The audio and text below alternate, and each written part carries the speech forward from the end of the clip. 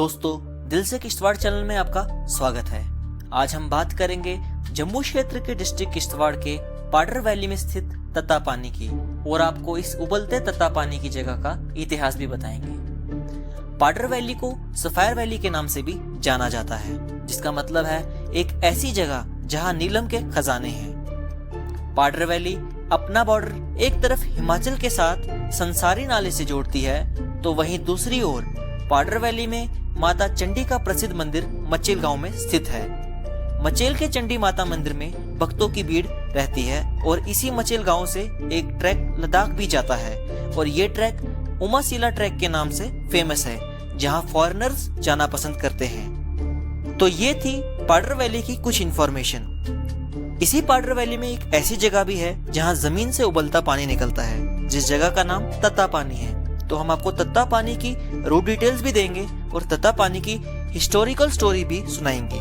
तो वीडियो को अच्छे से समझने के लिए वीडियो को एंड तक जरूर देखें। तत्तापानी पहुंचने के लिए आपको डिस्ट्रिक्ट किश्तवाड़ के कुलीद चौक से राइट टर्न लेना होगा। ये रास्ता बॉर्डर रोड ऑर्गेनाइजेशन द्वारा बनाया गया है और यही रास्ता पाडर की ओर जाता है।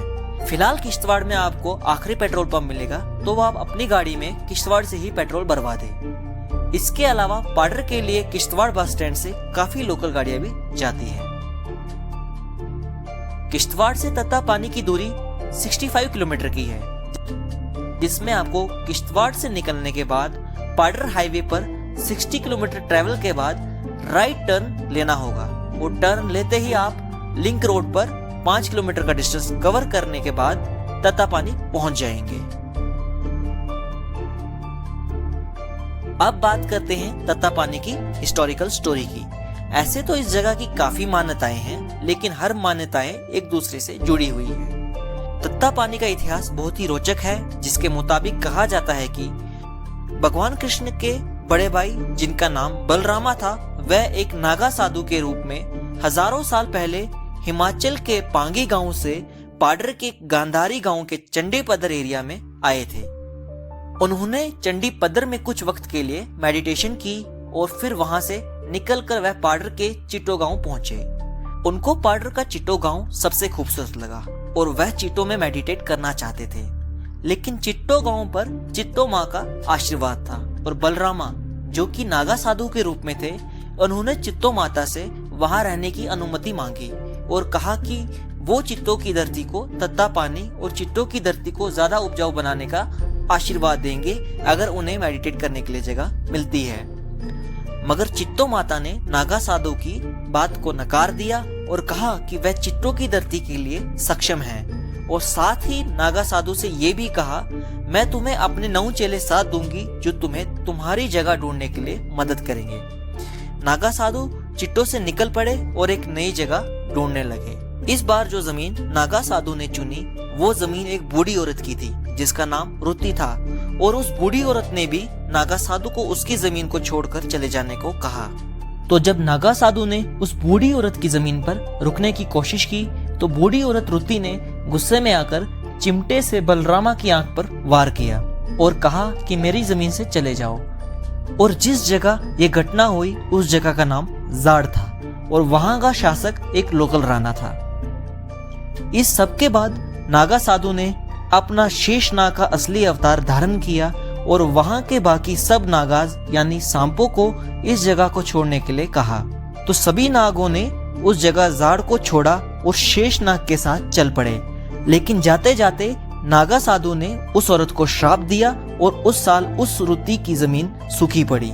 उस पूरे जाड़ गांव में साल भर बारिश नहीं हुई, जिस वजह से काफी फसलें बर्बाद हो गई और गांव में अनाज की भारी कमी हो गई और लोग वहां के राणा के खिलाफ विरोध करने लगे। जैसे ही जाड़ गांव के राणा को घटना के बारे में पता चला, तो राणा खुद ही नागा साधु की खोज में निकले और कुछ देर बाद राणा को नागा साधु मिले। राणा ने नागा साधु से माफी मांगी और उसकी धरती को श्राप मुक्त करने की विनती की।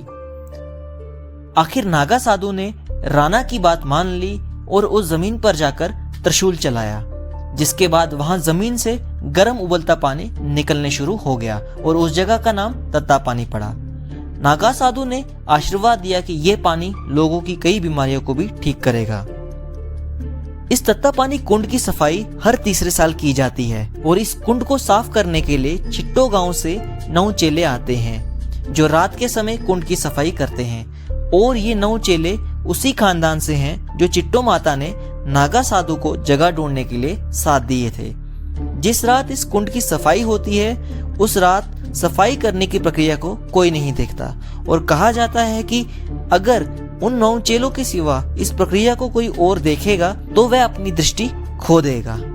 तो ये था पाडर में बसे तत्ता पानी का इतिहास। तो आप भी इस जगह आए और शेषनाग का आशीर्वाद प्राप्त करें। तत्ता पानी के मेन कुंड के साथ ही 2 बाथिंग घाट्स बनाए गए हैं जहाँ पे आप हॉट स्प्रिंग में रिलैक्स कर सकते हैं। उम्मीद करते हैं आपको वीडियो अच्छे से समझ आया होगा और आपको वीडियो अच्छा लगा होगा।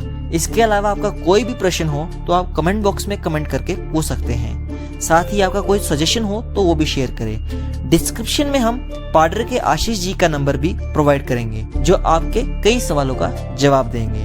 दोस्तों, दिल से किश्तवाड़ में जुड़ने के लिए आपका बहुत बहुत धन्यवाद।